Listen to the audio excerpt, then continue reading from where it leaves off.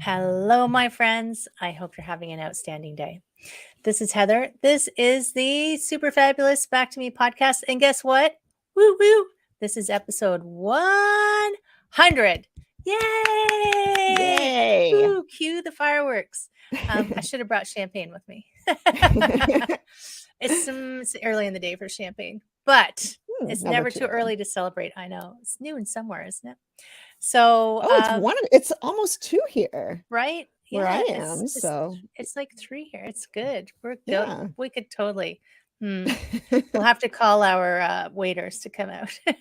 There you go. Waiter, bring the champagne. So to celebrate episode 100, I have an amazing human for our celebrity chat today, and it is Dr. Cindy Rubin. Hello, my friend. How are you doing?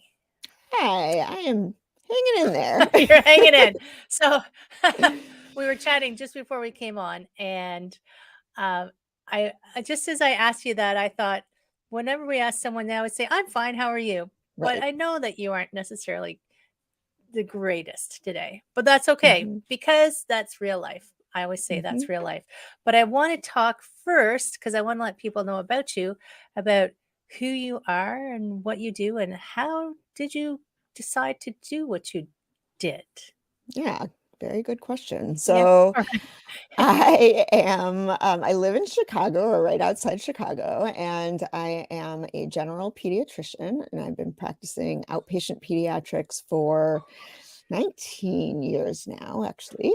And I was in an academic outpatient clinical setting for 13 years, and I was completely burnt out. I was seeing way more patients than I felt I could handle in a day, safely and happily, to practice medicine the way I felt was necessary in terms of taking time with patients and addressing the issues that they wanted addressed and that I felt needed to be addressed.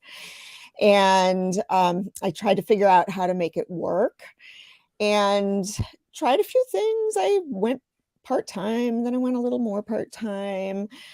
Somehow it manages to just spread itself out into the same amount of time. And I found a niche, which I am still doing now, which is breastfeeding medicine, which is a kind of niche in medicine and in lactation of physicians who are addressing lactation problems from a medical perspective. So adding in that extra bit of expertise that is sometimes necessary to address more complicated problems that may be beyond the scope of either the primary care doctors who don't have breastfeeding training or the other lactation counselors who don't have the medical training. So we are part of that team taking care of lactating people. And I love doing this, and I incorporated it into my old practice. And the more I incorporated it, the harder it got to stay there because it takes time.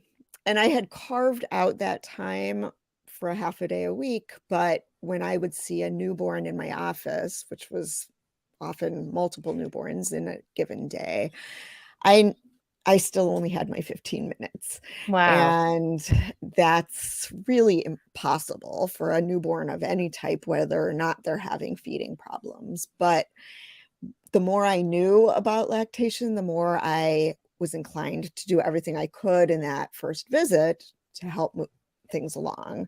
Right. Because I kind of knew that it was timely and I would lose that patient potentially, or they would stop breastfeeding before I could see them again. So that inevitably just made me run behind more and be more burnt out and more stress. It was, yeah. I mean, I was doing what I wanted to do, but it wasn't working in the system that I was in.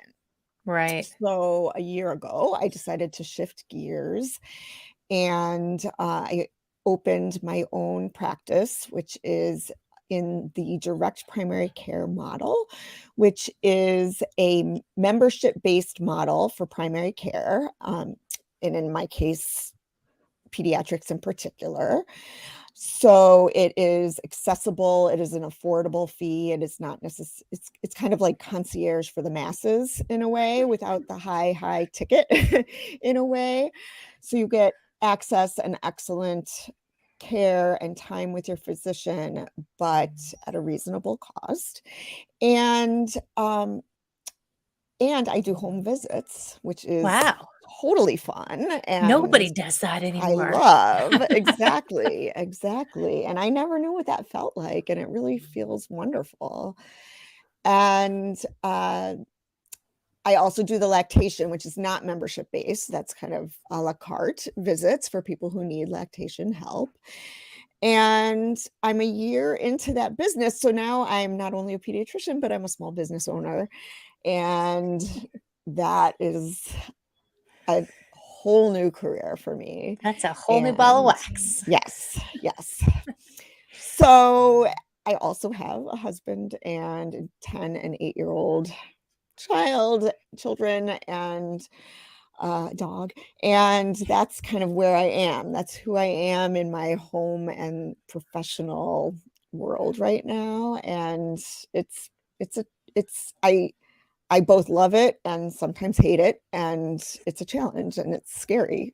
It's very different. So because I've been an entrepreneur now for probably almost 20 years that I've Mhm, been working from. I left the corporate the corporate safety net and just flew off the cliff and off I went. And it is mhm, challenging. And it is, and you made a comment about, when you were trying to fit things into your part-time and they just all your time filled up. I can't remember if it's called the Peter principle, or if my goldfish comes to mind, it's like the time you give it, it will absolutely fill it, you know. right. And the goldfish will grow as big as the tank that they're in. Its possessions do that too. Mhm, We mm, need a bigger house, and then your bigger house is full. But right. it's a trade-off of um so I can see that it's like you were loving what you were doing, but you were stuck inside a system that wasn't letting you do it. And it is sad that, because I know a little, I mean, I studied it peripherally when I went to massage therapy school. And where I am, it's a 2-year program to become a massage Mhm. therapist. And so I know that those first few weeks of lactation are super important to get the Oh, things the yeah. baby needs, right? Mhm, And if it's not working, it's like we're on a time schedule. And if it's you only have true. 5 minutes to explain it to them, it's not the greatest. And you want to do your Right. best. And when you're the type of person, like I assume all doctors really want to help people, um, it's it's like disheartening for you to not be able to help these people in the way that will really benefit them. Yeah, When yeah. so I understand, I can completely understand why you had to say, "I've gotta go." What's that song? "I've gotta go my own way." These So boots are made for walking. oh, there's a good one. Yeah, exactly. I had what's an academic hospital? Is that So it's a tertiary care hospital, so large academic center that has both the clinical part of things, but also research and students. A med school okay, is attached, lots of right. residency programs. So I've been in one it's of got those all of that. hospitals. Yeah, Every couple hours, somebody new came to somebody see comes me. in. Yeah. It's like, "Who are you?" Yeah. Well, and that's part of what makes, I many of us in that setting, we're in it because we like to teach. And you don't necessarily get compensated for that teaching. On a Right, day when you have a student of some type with you, you don't necessarily see fewer patients. And right. so where do you fit in actually talking to that student and explaining Yeah. what you just did, or So um you're trying to fit in talking to students and having quality patient time, which right. is challenging. And I know the medical models keep shifting. I mean, I only know a little bit about the US model, but even the Canadian model is shifting and changing. And doctors especially the last few years, are getting really stressed out and burnt out, Mhm. and they're just trying to help people. And Right. it's like being an entrepreneur is a different kind of burnout, but finding a way to support people in helping, what, you're in a helping role. How do systems support you? So what do you Mhm. find, what have you found the hardest in becoming an entrepreneur? So I think the main thing has been, well, part of it is probably my own naivety coming into it. You We don't know what you don't get don't know. right, right. And I knew it wasn't gonna be easy, but one of the things that I was really having a tough time with, when I left that job was, not being able to practice the way I wanted to practice. But in fact, what I was doing was I was practicing the way I wanted and needed to. So I would spend way more time at work running behind and doing all the things that needed to be done there. And then I would lose out on dinner time and bedtime and all this time with my kids and my husband. Important times. And right. And that and they know that that is why I left my job, to do something on my own terms. But little did we all know that this is probably even more work than that was in a way, and more stressful just in terms of financial instability. And um, it's been that, I think, figuring out how to car compartmentalize my life and put up those boundaries and not let my business seep into everything else, which I'm finding very difficult. Oh yeah, a lot of entrepreneurs don't know, have maybe haven't considered or resolved for themselves before. I mean, you can't know all the answers when you start ever, right? But Right, when you jump out into that world of an entrepreneur, you're like, freedom. right. Wait, no, it's not. And I think sometimes they have you, this is not you, it's just in general, don't have a clear vision of how their business will operate when it's at its ideal operational capacity. In the beginning, there's bumps and things, and what that life will look like, and then put those things into place. So, Right, office hours, right. I will Right. work from here to here, and especially for entrepreneurs who work at home. Yes, Because yes. I personally had to say, when the door is shut, you cannot come and talk to me. I'm in my office. I'm at Mhm, work. If the door is mhm, open, you can talk to me. Sometimes I'm going to mhm. tell you not to talk to me. But finding like you said, boundaries, and sticking to them, even when you're feeling like, oh, just one more thing, because there's always one more I thing. know, I know, I know. Always. I know. And, I try to prioritize. I try to prioritize my business obligations so that I take care of the ones on top first, and maybe those lower ones aren't going to get taken care of today, so that I can then prioritize my family.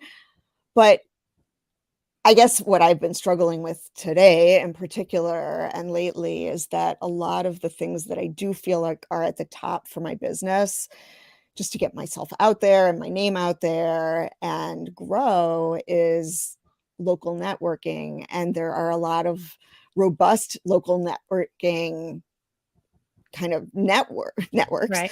Um, but they're often in the evenings. And so if I Right. want to do those, I have no choice. If I decide I want to do it, then I'm going to have to miss bedtime and dinner and those things on those nights, but it just seems to be like every night. And Right. that is not working.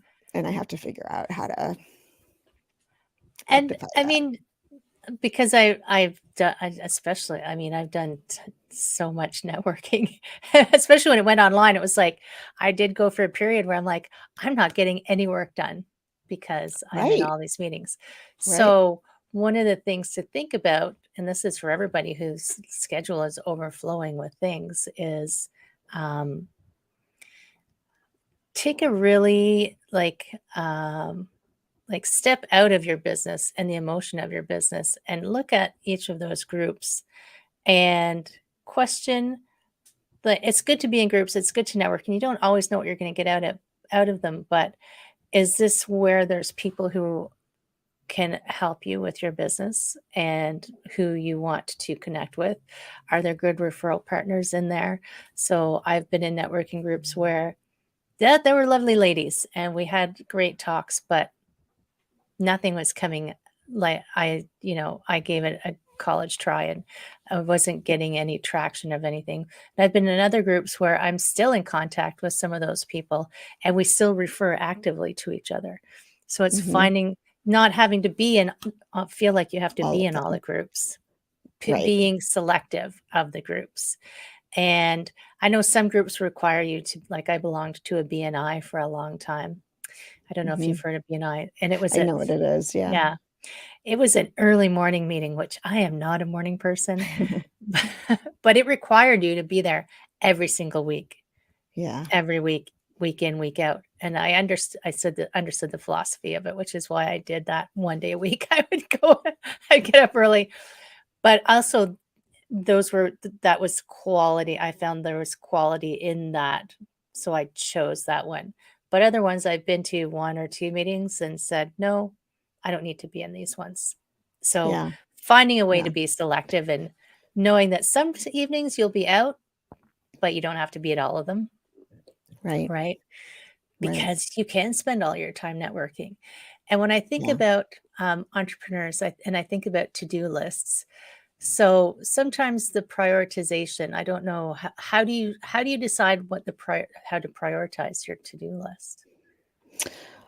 Well, what I have been learning is that the top things are often the things you least want to do. Did you read Eat That Frog Sometimes. by Brian Yes. Tracy? Exactly. So, maybe I should just say, "Eat that frog." Like, that's Right. what I'm trying to do that. I'm trying to find, what are the things that I need to do, and what are the things that are going to take me the farthest and have the most effect on moving my business forward right now. And one of those things is networking. Yeah, Um, one of those things that I do think will help me with the work-life balance is finding a virtual assistant so that I can delegate some of the things that don't have to be me. And, I'm not sure what the other things are. Well, patient care, but that actually, now that I'm talking about it out loud, I think I do probably just need somebody to help me with what you said, which is how to organize my business in a way that is going to make all of these things work right. efficiently. And, and again, not being in office, not having any business experience or even management experience, that I'm kind of winging it. Right. Right. So And it yeah, is entrepreneurs when they first start, they do absolutely everything. Now, yeah, I do believe that in the beginning, you kind of have to do everything sure. because you don't necessarily know what's going to be important to the business, what's not going to be important to the business, and how you want things done.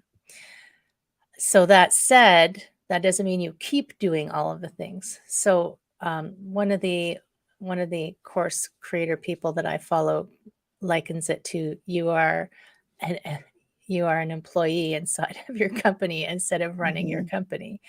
Hmm. And you're likely an underpaid employee. You might be being paid like an intern. You might be doing intern type jobs.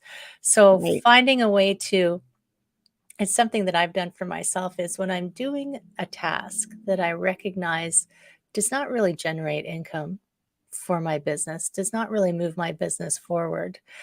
And it's repetitive. I just happen to use Evernote. I just write down the steps in anticipation that I will assign this to someone to do. Because if I'm earning, I'll just throw numbers out, if I earn, $200 an hour seeing clients, and I'm doing a job that I can pay someone $15 an hour to do, it's in my best interest to Right. get someone else to do that. And Right. you've hit that 1 year. You said you were a year at this, right? Mm-hmm. So now you've hit that 1 year point where you're like, okay, there's way too many things that I'm doing. Mm-hmm. And that's when you start to evaluate the tasks and say, this has got to go. Now, I've known entrepreneurs who hired VAs, but didn't really utilize them because they didn't know what to give them because they Yeah. hadn't been in that management role. So that's when Yeah. I suggest, like, write down what you want, what you're spending your time doing, Mm-hmm. and then what can you get rid of. So there's a book Right. actually I'm working with right now. I don't know, do you know Michael Michalowicz? No. He wrote the book Profits First and Pumpkin Plan, and his latest, I think this is just a re-edition, the latest edition of revised and expanded. It's called Clockwork. And Okay. he takes you through steps to figure out what are you doing in your business that you don't need to be doing, Okay. and send to someone else. It grew out of a book called The E-Myth by Michael Gerber. And the E-Myth is about the entrepreneur myth of entrepreneurs think, yeah, I'll just go out and I'll be so free and lazy and lay on the beach while money rolls in. My friends, that doesn't actually happen in real life. Mm-hmm. Mm-hmm.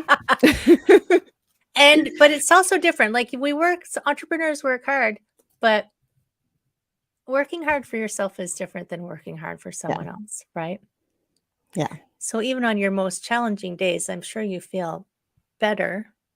I'm putting Yes. words in your mouth, but No, it's true. I am happy that I'm doing my thing, and right. it feels good to be, figuring out a way to practice medicine on my own terms. But it's a challenge. I mean, it's a And challenge every day. what have you tried, like, up to now to help you balance yourself out? I mean, I honestly, it's it's one of those things, like, when you do have the time, not that I really have the time, but I can make my own schedule technically, but I don't have when you have the time, you don't have the money. When you have the money, you don't have the time. Like, you know, I, I could use a real break.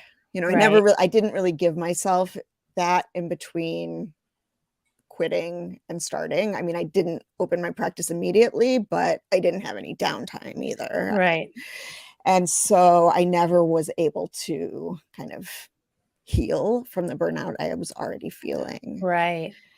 So you're on So fumes and then you took off down the highway. yeah, yeah. And so that's one place. So I'm not really gonna tell you ways that I have succeeded in this because I don't feel like I have. And I feel like I'm realizing now, I guess at the 1 year mark, that I have to change that I or mean, even when we feel like we're not succeeding, it's often our standard of where what we thought would happen, right? right, right. So you have successfully run a business for a year, and you have clients who appreciate what you're doing and helping them.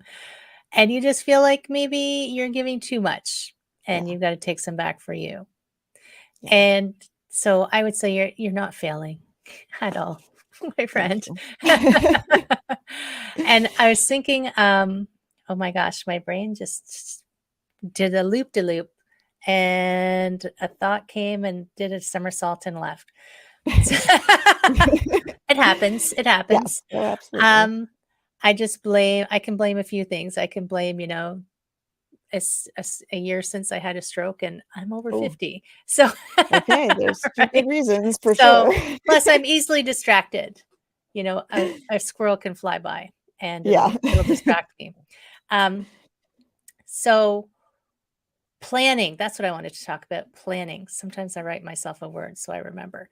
So it's I mean, when we go into a planning mode, and I would recommend this not just entrepreneurs, just think of a person in general. Like you have goals for your life, and um, if you don't sit down and think about how you might get to them, you won't get them. And we sometimes that pause, like I was just thinking, that's when you said you didn't pause in between. It feels like sometimes it can feel excruciating. The pause can feel excruciating because we're doers, doers, doers. Yeah. Didn't you say you were a self-professed type A? Oh yeah. Do, go, go, go. A plus. Right? If we don't give ourselves permission, because you have to give yourself permission or you'll fight yourself the whole time, permission for a pause to reflect and think about what you want. Or Yeah. if you can't figure out what you want, figure out what you don't want, and that might lead you to what you want. Then you're just doing, Yeah. right? Yeah. So, and I'm guilty. I'm totally guilty of not pausing because, entrepreneurs, I've been an entrepreneur for a long time and I still every now and then go, shoot, and I have a coach who helps me. So he'll say, Heather, what's your plan for this? I'm like, oh, shoot. He's going to ask me, though, what's my goal question? So, so I usually talk. My best way of solving problems is to talk out loud, which is why I love having a coach because I can just talk out loud. He asks me questions, and I eventually tell myself the answer. Yeah. So, Yeah. figuring out what you don't want, what you do want, but giving yourself permission to have a pause.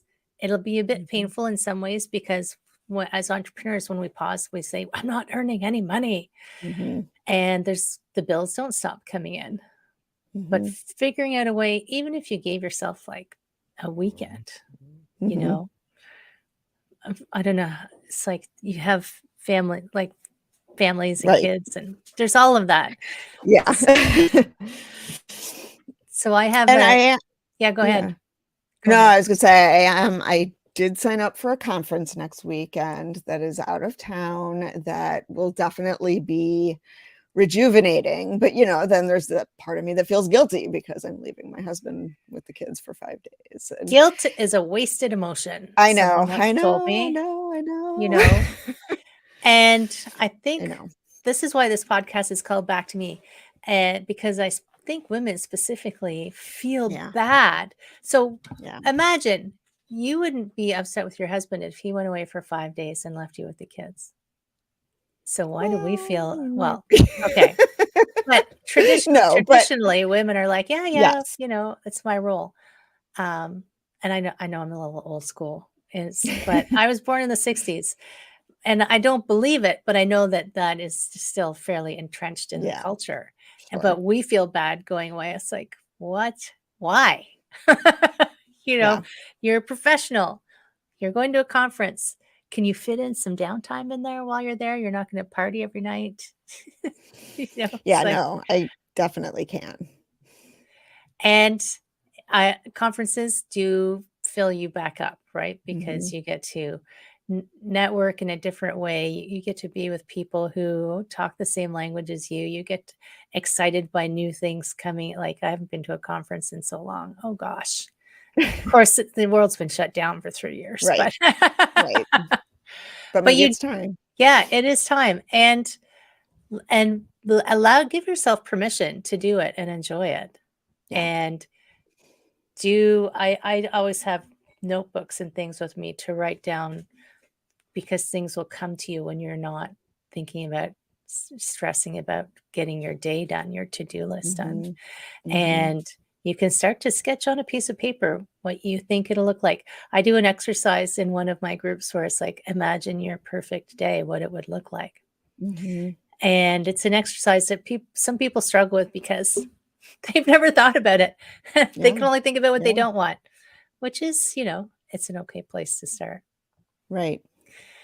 So if you were going to wave a magic wand, what would happen in your life? So I would like to be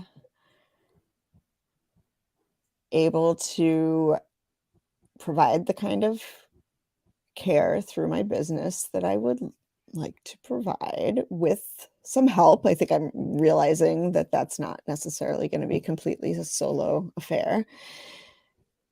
And I would like to be able to have downtime with my family when I can truly relax and enjoy them and they can enjoy me and get enough sleep at night and have a little time for myself. Like one thing I'm struggling with now, because I am in this kind of business school, and every month we have to read a business book. And my reading is typically in the car. Obviously, just While you're driving, hold yeah, on. you're right. Listening. But I also really love to read for pleasure. And so now when do I do that if I have to Right. read this book? You know, and because there's only so much time. And so I want to figure out a way to have those office hours, I think, Yeah. and find a comfortable kind of number of patients, which I don't know exactly what that's going to be for me right now. Right. Comfortable both in terms of income, but also what I can handle. Yeah. Time and energy. And Right. that's a key thing in a business to understand. Because I used to be a CPA, by the way. Mhm, mhm. As way back before I became the health and wellness person. Um, is it like on being an entrepreneur is great, but you gotta know the numbers of what you Yeah, need, and can you do that number that you think you need and still right. keep yourself sane and healthy, and I do think it's important to carve family time and me time, alone Yeah, time. I talk about wellness is, this whole 6 things, and one of them definitely has to be your physical, emotional, and spiritual wellness. yeah. Relationships are only one of them. Financial and professional are only, pieces of them, and they all fit together nicely. And I have a friend that I know who puts it on a chart. Mm, He has his time slotted of, like, this is what time I'm doing the laundry. This is what time I'm doing the dishes because he's managing children and his mhm. business. That's too much detail for me. My brain won't work that way. But I appreciate how beautiful his chart is and that he can Mhm, stick to those times and that his family understands this is when I'm doing this and this is when I'm doing this. And mhm. he's figured it out. Obviously, it's not an immediate overnight thing. I'm more of a chunker than a time slotter, but, it's when I talk about I don't know if you heard me say this. When I talk about when you're stuck in something, the first point is to realize, "Oh my god, I'm stuck in something," Mhm, the awareness. Then you have to decide to do something, and then you have to do it. But in deciding to do mhm. something, you need to take that pause to figure out your direction. Because if you just start doing, it's like shooting a shotgun, it could hit anything, right? Yeah, and I think that's definitely where I am, And I and I need talk that. so much about sleep. Yeah, If you do anything at all, sleep should be number 1. I don't know if you've read Arianna Huffington's book about sleep, but sleep, oh my mm-mm. gosh, just as a doctor, you should know what sleep does. You know what sleep is for. It's like, I definitely need to sleep. Wow. Yeah, So yeah. we're talking No, about how I to know. avoid burnout, but you're not quite burnt out, are you? I don't know that I am quite burnt out. I mean, I definitely feel differently than I did. I mean, it's like my entire soul had been sucked out of me before. Oh, Like, before. that's how Okay. I felt before, not now. Now I do not feel that way. I think I just feel very tired. Right. And it's And hard, yeah. like, and this is like I talked to all of the guests about this. Like if you this and this is again, it's called back to me because if you can't it's not selfish to put yourself first, because if you put yourself first, then you have the energy to do and give the things you want to do and give. But we struggle with it so much. We struggle with it so much. And I hear myself all the time. I mean, this is what I tell the moms that I'm seeing who are breastfeeding. Like, there's no amount of milk that is worth your own mental health. And if you're not well, you cannot take care of your child. And yet here I am. I know. It's so easy to say. It is easy to say. It's simple. It's not easy, right? So your business is your baby. Yeah. And no amount of work that you can give this business is worth your mental health. Yeah. And there's a podcast that I listen to, and he has a mantra. And whenever this is what I do. Whenever I'm stressed out, I have a couple of mantras that I just repeat in my head. One of them, his is, everything is, always has been, and always will be fine. So it's like, okay, just remind myself, I may be spinning, but actually, in the grand scheme, everything's actually okay. I know it's not true all the 100% for everybody, but and then I have a shorter one where I just say, choose peace. Today I'm choosing peace, and that can calm me down. But if I need the longer one, I need the longer one. Yeah, it is. I mean, I'm not going to sugarcoat it. It's challenging to be an entrepreneur. It's challenging to have a job. It's like, who was I talking to? Somebody recently. Oh my God, my brain. But I was in a networking meeting. Speaking of networking meetings, and there's an author that I read who was talking about problems. And we make all these changes thinking we're going to solve all of our problems. But in reality, everybody has problems. So and you should just be happy, because if you have problems, it means you're alive. And all you really need is to have better problems. Interesting. Okay. So his example was, Bill Gates, or no, anyway, a rich person, Bill Gates, has millions and millions of dollars. He has problems. He has better problems than the homeless guy who's wondering how he's going to, get his next meal. Problems, just different problems. So get better problems. And instead, I've changed them from problems to exciting things to figure out. Yeah. So it's a puzzle. How will I make this happen? How will I get this to work properly? Well, how will I solve this puzzle? I have a puzzle brain, so I like puzzles. Well, it's interesting. And the way you said it, you're obviously a good coach, because I feel like I'm about to say what I think I need, which is that, another thing that I really, really am trying to stress in my quote unquote coaching for people who are about to have babies and plan to lactate is plan. Figure out in particular who you need help from, and rally your support system, find your village. And I definitely did not do that, and I think I need to kind of start from scratch and do that. I have some of it for sure, but I don't think I did that. And don't check the whole thing out, because some of it's working. Right. It just needs tweaking. Right.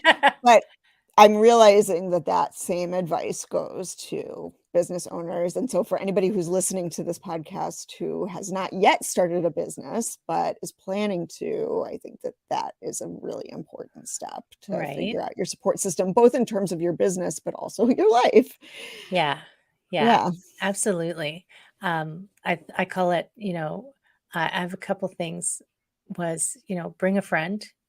So bring someone you can talk to who is, maybe not your spouse, because they don't always want to hear about business all the time.